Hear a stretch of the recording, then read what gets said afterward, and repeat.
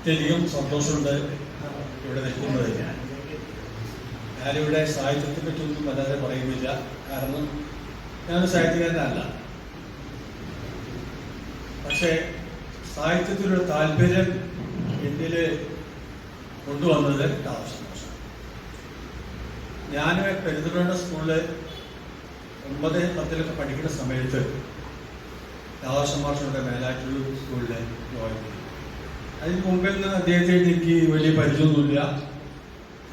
അപ്പൊ അങ്ങനെ പരിചയപ്പെട്ടപ്പോൾ ഞങ്ങള് അദ്ദേഹം ഒരു വലിയ എഴുത്തുകാരനാണ്, വലിയ എഴുത്തുകാരനല്ല, അദ്ദേഹം താല്പര്യം കാണിച്ചുള്ളൊരു റൈറ്ററാണ് എന്നുള്ള നിലയ്ക്ക് ഞാനൊരു ഇതിനെപ്പറ്റി അറിയാൻ ശ്രമിക്കുന്ന ഒരു വിദ്യാർത്ഥി എന്ന നിലയ്ക്കൊക്കെ എല്ലാ വൈകുന്നേരങ്ങളിലും ഞങ്ങൾ അദ്ദേഹത്തിന്റെ വീടിന് മുമ്പിലുള്ള അതേ അമ്പലത്തിന്റെ അടുത്തുള്ള ഒരു ഓവലത്തിന്റെ അവിടെ സംസാരിക്കുന്നത്. അപ്പൊ അന്ന് നമ്മുടെ ഏക ആശ്രയം വല്ല വിവരം കിട്ടണമെങ്കിൽ ഈ ഗ്രന്ഥാലയം മാത്രമായിരുന്നു. റേഡിയോ കൂടി അന്ന് എത്തിയിട്ടില്ല. എനിക്കിപ്പോഴും അറിയാം, മേലാറ്റൂരിലെ ആദ്യത്തെ റേഡിയോ എന്റെ വീട്ടിലായിരുന്നു. അപ്പൊ ഒന്ന് ആലോചിച്ച് നോക്കൂ, ഇങ്ങനെയുള്ള കമ്മ്യൂണിക്കേഷൻ ഒന്നും ഇല്ലാത്തൊരു കാലഘട്ടത്തിൽ രാധാകൃഷ്ണൻ മാഷ് കൃഷ്ണ കോളേജിൽ പഠിച്ച കാര്യങ്ങൾ ഞാനിവിടെ 10 പഠിക്കുന്ന ബന്ധപ്പെട്ടു.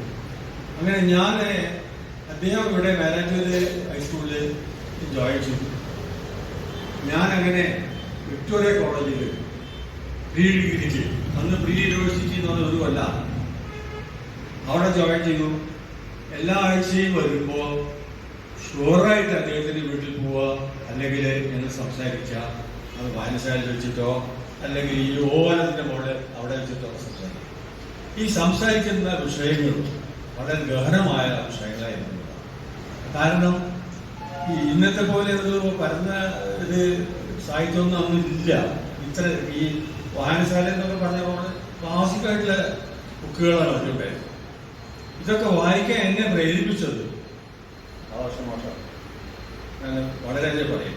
എൻ്റെ പിന്നെയുള്ള ജീവിതത്തിൽ അദ്ദേഹത്തിന്റെ ഇൻസ്പിറേഷൻ, അദ്ദേഹം എന്നെ നിർബന്ധിച്ച് വായിപ്പിച്ച പുസ്തകങ്ങളൊക്കെ ഞാൻ സിനിമയിൽ വന്നതിന് ശേഷം, സിനിമ റൈറ്ററായതിനു ശേഷം, അതായത് ആദ്യം പറഞ്ഞ ഞാൻ സാഹിത്യകാരനല്ല, സിനിമയിൽ ഞാൻ എഴുതിയിട്ടുണ്ട് 8-10 തിരക്കുകളുടെ സംഭാഷണം.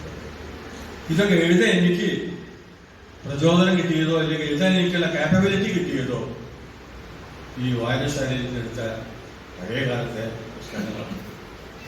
പുരോഗമന സാഹിത്യം ഉണ്ടാവും. ഇതിനെപ്പറ്റിയൊന്നും അറിയാത്തൊരു സാധാരണ വിദ്യാർത്ഥി എങ്കിലും ഒരു സാഹിത്യത്തോട് ബന്ധമുണ്ട്. ഈ മാതൃഭൂമിയിലെ ബാലമതിയിൽ എഴുതിയിരുന്നു. പിന്നെ വിദ്യാർത്ഥി എന്ന് പറഞ്ഞിട്ട് ഒരു ഇതിലൊക്കെ കവിതകൾ ഇങ്ങനെ ചെറിയ മുറിഞ്ഞ സാധനങ്ങളൊക്കെ. അപ്പൊ ഈ വാസന അദ്ദേഹത്തിൽ നിന്ന് കിട്ടിയിട്ടുള്ള അപാരമായ ഈ വിവരങ്ങൾ എന്നെ അധികം സ്വാധീനിച്ചിട്ടുണ്ടെന്ന് പറയുന്നതിൽ അത്യധികം സന്തോഷം. ഞാൻ ഒരു കാര്യം പറയാൻ ആഗ്രഹിക്കുന്നു. ഇത് അദ്ദേഹത്തിന്റെ 7ാമത്തെ പുസ്തകമാണ്, അല്ലേ? അദ്ദേഹത്തെ ഈ സമയത്തൊക്കെ അദ്ദേഹം 30 പുസ്തകങ്ങളെങ്കിലും എഴുതേണ്ട ഒരു ഭണ്ഡാരമാണ് അദ്ദേഹം. അത്രയധികം നോളജ് ഉള്ളത്, അത്ഭുതപ്പെട്ടിട്ടുണ്ട്. ഏത് കാര്യത്തെ പറ്റിയിട്ട് അദ്ദേഹത്തിന് പ്രത്യേകിച്ച് ഈ ക്ലാസിക്കലാണ്. ആ കാലത്തെ കുട്ടിഷ്ടമാരായ പോലെയുള്ള മുണ്ടശ്ശേരി കുട്ടിഷ്ടമാരാര് അങ്ങനത്തെ ഒരു ലോകത്തിലായിരുന്നു അദ്ദേഹം ചുറ്റിയടിച്ചിരുന്നത്. അതായത് അത് ഡീപ്പായിട്ടുള്ള ഒരു ഗവേഷണമായിട്ട് അല്ലെങ്കിൽ ഒരു നിരൂപണ ഛായയുള്ള സാഹിത്യത്തിലായിരുന്നു അദ്ദേഹത്തിന്റെ ശ്രദ്ധ കൊണ്ടുണ്ടായിരുന്നത്. അപ്പോ സന്തോഷം, അത്രയധികം സന്തോഷമുണ്ട്. പിന്നെ വളരെ വളരെ വ്യത്യസ്തമായിട്ടൊരു കാര്യം ഞാൻ പറയണ്ട, അദ്ദേഹം ഓർമ്മിക്കും അറിയില്ല. എനിക്ക് 22 വയസ്സേ ഉള്ളൂ. ഞാൻ പൂനെ ഇൻസ്റ്റിറ്റ്യൂട്ട് പഠിക്കുകയുള്ളൂ. ലീവിൽ വന്നപ്പോ അലന്നൂരുള്ള ഹൈസ്കൂളിന്റെ ആനിവേഴ്സറിക്ക് ഞാൻ ഉദ്ഘാടനം. ഞാനൊരു പുറത്തുനിന്ന് ഐ വാസ് എ സ്റ്റുഡന്റ്. മാഷ് ഓർമ്മയുണ്ടോ? 22 വയസ്സൊക്കെ ഞാൻ പൂനെ ഇൻസ്റ്റിറ്റ്യൂട്ട് പഠിക്കുക. 21 വയസ്സ് കഴിഞ്ഞപ്പോ. അപ്പൊ ഞാൻ സിനിമയിൽ വന്നിട്ടില്ല. അദ്ദേഹം എന്നെ ക്ഷണിച്ചിട്ട് അന്ന് സിനിമയെ പറ്റിയിട്ട് വളരെ കുട്ടികൾക്ക് വളരെ ഒരു ബോധവൽക്കരണം മാറി. എന്താണ് ഈ അത്ഭുതം എന്തൊക്കെ പറഞ്ഞ് മനസ്സിലാക്കി കൊടുക്കുന്ന ഒരു കാലം ഇപ്പോൾ ഓർക്കുന്നത്. അപ്പം പല വഴിക്ക് അദ്ദേഹം എന്റെ ഒരു ഗുരുനാഥനാണ്, ഒരു ജ്യേഷ്ഠ സ്ഥാനമുള്ള ആളാണ്. ഇതൊക്കെ പറയുന്നതൊക്കെ സന്തോഷമുണ്ട്. ഞാൻ പറഞ്ഞ പോലെ ഈ 7 പുസ്തകം പോരാ. ഇതിപ്പോ ജീവിതം എപ്പോഴും മരിച്ചു വാക്കല്ലോ എന്ന് പറഞ്ഞ പോലെ ഇനി എഴുതാൻ സാധിക്കും എങ്കിലും ആ വലിയൊരു നഷ്ടപ്പെട്ട കാര്യം എത്രയാണ് സബ്ജക്റ്റുകൾ ഉദ്ദേശിച്ചത്. സിനിമയെ പറ്റി എനിക്ക് എന്റെ പടങ്ങളെ പറ്റിയിട്ട് ഞാൻ അദ്ദേഹത്തോട് എം ടി വാസുദേവന്റെ പടത്തെ പറ്റി ചോദിച്ചിട്ടുണ്ട്. അദ്ദേഹത്തിന്റെ വിശിഷ്ട അമ്മയാണ് പറഞ്ഞത് ഇന്നതാണ്. കാരണം ഇതൊരു എല്ലാ സാഹിത്യത്തിന്റെ കലയിൽ എല്ലാം കൊണ്ട് നിറഞ്ഞു. കല ഞാൻ സാഹിത്യത്തിൽ ബന്ധപ്പെട്ട കല ഇതിന്റെ ഒരു ഭണ്ഡാരാണ്. അദ്ദേഹത്തിന്റെ കുടുംബത്തിന്റെ വീട് എന്നോട് എം ടി പറഞ്ഞിട്ടുണ്ട്. ഞാൻ എം ടിയുടെ 4 കോളം വർക്ക് ചെയ്ത ഒരാളാണ്. മേലാറ്റൂർ ഇങ്ങനെ ഒരാളാണ്. എന്നെ ഇത്ര ടച്ച് കിട്ടിയിട്ടില്ല. ഞങ്ങളോട് നല്ല അടുത്തുള്ള ആളാണ്, നല്ല അറിയുന്ന ആളാണ്, സാഹിത്യകാരനാണ്. പലരും അന്വേഷിച്ചിട്ടുണ്ട്. എവിടെയൊക്കെ യാത്രയൊക്കെ പോകുമ്പോ അങ്ങനെ പോകുമ്പോ ചോദിച്ചാല് മേലാറ്റൂർ ഭാഷ അറിയോ? ഒരു സമയത്ത് വളരെ രസകരമായ സംഭവമുണ്ട്.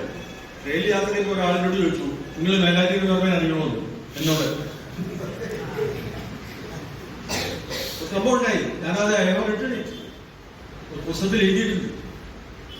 ഞാൻ ഷൊർണൂരിന്റെ മദ്രാസിൽ ഓണക്കാലത്ത് മേലാറ്റൂർക്ക് വരികയാണ്. ടിക്കറ്റ് അറിയാലോ ഓണക്കാലത്ത് എന്താ സംഭവം. എങ്ങനെയൊക്കെ ഇൻഫ്ലുവൻസ് ചെയ്തിട്ട് ഫസ്റ്റ് ക്ലാസ് കമ്പാർട്ട്മെന്റിൽ ഞാൻ കയറി. അവിടെ കയറിയപ്പോ വണ്ടി പുറപ്പെടുന്നതിന്റെ 2 മിനിറ്റ് മുമ്പേയാണ് ഞാൻ കയറുന്നത്. അവിടെ അതായത് കയറി കഴിഞ്ഞ 1 മിനിറ്റ് കഴിഞ്ഞപ്പോൾ സ്റ്റാർട്ട് ചെയ്തു. അപ്പൊ അവിടെ വളരെ ഗംഭീരനായിട്ടുള്ളതാണ് വിത്ത് യൂണിഫോം, മിലിറ്ററി യൂണിഫോം. കേണലാണോ അതിൽ മേലുള്ളതാണോ അറിയില്ല. അത്രയധികം ഇതൊക്കെ ഉള്ള ബ്രോൺസ് ഇതൊക്കെ ഉള്ള ഒരാള് കയറി അവിടെ ഇരിക്കുന്നുണ്ട്. അപ്പൊ അതിന്റെ ഓപ്പോസിറ്റാണ് ഞാൻ ഇരിക്കേണ്ടത്. എന്റെ കോച്ച് അതാണ്. ഒന്നും വേണ്ടിയില്ല. വണ്ടി പുറപ്പെട്ടു. പക്ഷേ കുറെ പോയപ്പോ അദ്ദേഹത്തിന്റെ ഇതിന്റെ മുകളിൽ നിന്ന് ഒരു ബാസ്ക്കറ്റ് എടുത്തു. ആ ബാസ്ക്കറ്റിൽ ഭക്ഷണം കഴിക്കാൻ തുടങ്ങി.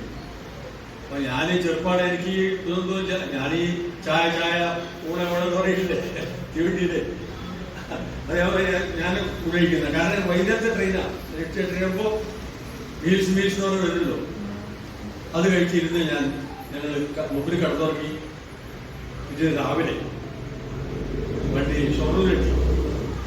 ഷൊർണൂരെത്തിയപ്പോ ഞാൻ ബാഗൊക്കെ മാറ്റി മുഖമൊക്കെ കഴുകി മേലാറ്റൂരുള്ള യാത്ര. വണ്ടി കയറണം. നെൽമ്പൂർ വണ്ടിക്ക് കയറണം. നെൽമ്പൂർ വണ്ടിക്ക് കയറിയപ്പോ ഇദ്ദേഹം അവിടേക്കുണ്ട്.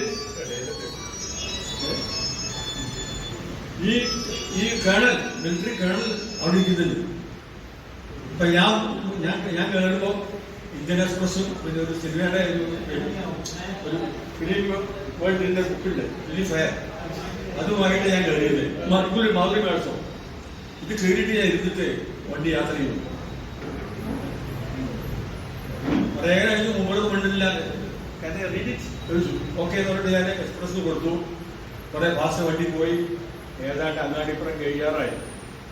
അങ്ങാടിപ്പുറം കഴിയാൻ ഒന്നും മിണ്ടില്ല. ഞങ്ങളൊന്നും മിണ്ടുന്നില്ല. കാരണം വളരെ ഗൗരവമുള്ള വലിയൊരാളാ. അവിടെ ചെക്കനാണ്. കഴിഞ്ഞപ്പോ പാലത്തിന് മുമ്പായപ്പോ എന്നോട് ചോദിച്ചു, അല്ല നമ്മള് മദ്രാസിന് ഒപ്പാണ് കയറിയത്. അത് കഴിഞ്ഞ് ഷൊർണൂർ ഇറങ്ങിയപ്പോ ഒപ്പാണ് കയറിയത്. എന്താ സംഭവം? എന്താ? അപ്പൊ ഞാൻ പറഞ്ഞു, ഞാൻ മദ്രാസിലൊരു ജോലി ചെയ്യാൻ ഓണായിട്ട് അല്ല അതിനൊരു ടിക്കറ്റ് കിട്ടാൻ ബുദ്ധിമുട്ടായി മനസ്സിലായി. അവിടെ ആരോ അങ്ങനെ സംസാരിച്ചു. ഞാൻ കേൾക്കുന്നുണ്ടായിരുന്നു. എങ്ങനെയൊക്കെ നിങ്ങൾക്ക് കിട്ടിയത് എനിക്ക് അറിയാം. അപ്പോ ഞാൻ ഇത് ബാഗ് ഇടുമ്പോ മേലാറ്റൂർ സ്റ്റേഷൻ ഞങ്ങളുടെ ഇറങ്ങണം പറഞ്ഞപ്പോ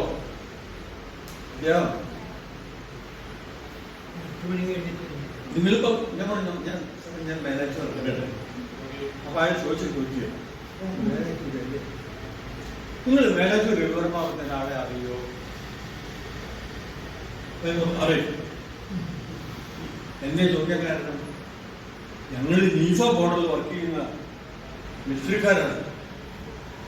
അവിടെ എല്ലാ സാറ്റർഡേ ഈവനിങ്ങും എന്തെങ്കിലും ഒരു പടം കാണിക്കും. അത് അതിൽ മലയാളം പടങ്ങളുണ്ടാവും, തമിഴുണ്ടാവും, പല പല ടേസ്റ്റ് വെച്ചിട്ട് ഒരു പ്രാവശ്യം 1-2 പ്രാവശ്യം കാണിച്ചപ്പോ പിന്നെ ഇതില് അല്ല അപ്പൊ കാണിക്കും ഇത് പേരൊന്നും പറഞ്ഞിട്ടില്ല അങ്ങനെ കാണിക്കും മലയാളത്തിലുണ്ട്. അപ്പൊ അതിലൊരാള് മേലാറ്റൂർ പറഞ്ഞ പേര് കണ്ടിട്ടുണ്ട്. നിങ്ങൾ അയാൾ അറിയുമെന്ന് വെച്ചു.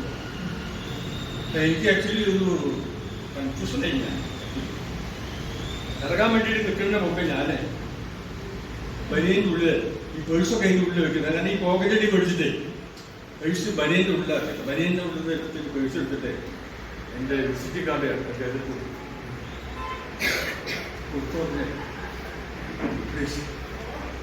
കെട്ടിപ്പിടിച്ച് പറഞ്ഞു. ഞാൻ പറയാനുള്ള കാരണം അറിയോ, എൻ്റെ അനുജൻ കരുണാകരൻ നിങ്ങളെ ക്ലാസ്മേറ്റാണ് നെൽപൂർ സ്കൂളിൽ, ഒപ്പം പഠിച്ചതാണ്. അവൻ നാടകത്തിലൊക്കെ കാര്യത്തിലുള്ളതാ. അവൻ എപ്പോഴും പറയാനുള്ളത് നിങ്ങളെ പറ്റിയിട്ട്.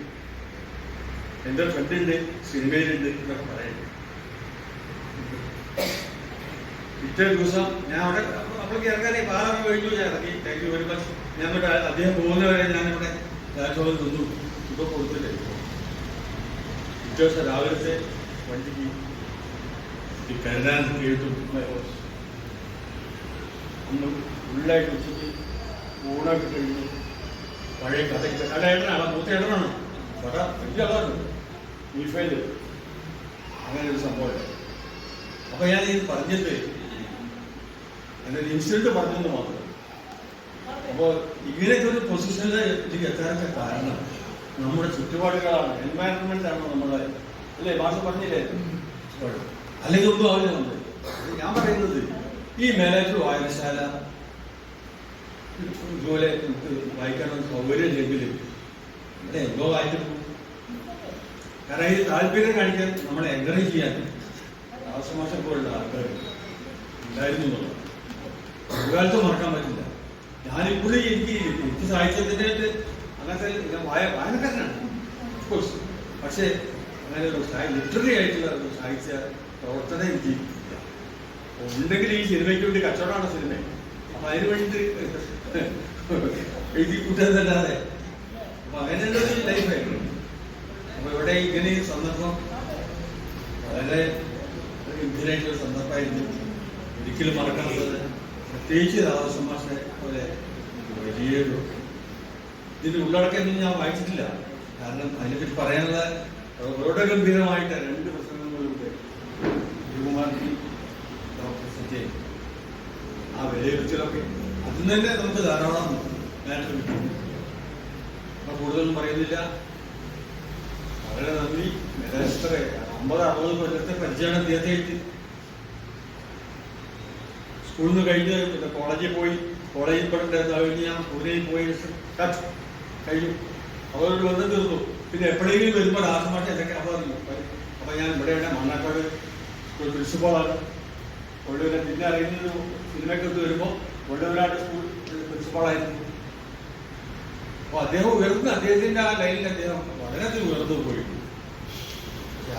ഇന്ന് ആ memory green was my value പറഞ്ഞുകൊണ്ട് ഇന്നത്. Thank you very much.